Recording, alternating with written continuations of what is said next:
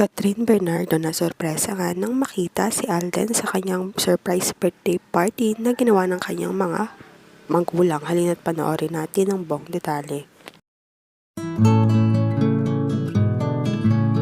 Nagplano nga ang pamilya ni Catherine ng surprise birthday party sa kanya dahil ginanap ang kanyang birthday sa El Nido, Palawan at wala doon ang pamilya niya. Nagulat nga si Catherine Bernardo nang invited rin si Alden Richards sa kanyang surprise birthday party dito sa Manila. Halina't panoorin natin ang buong video.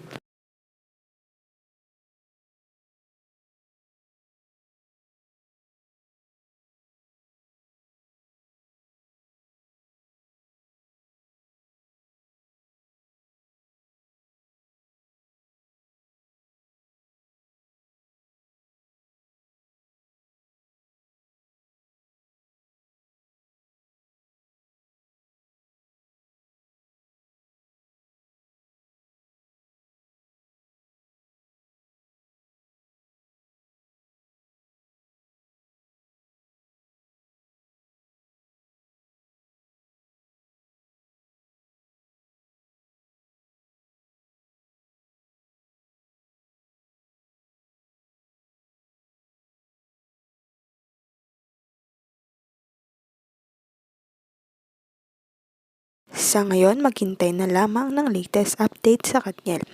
Huwag kalimutang mag-like at subscribe sa aking YouTube channel, Selyang Beats, para updated kayo sa mga balita. Maraming salamat po sa panonood.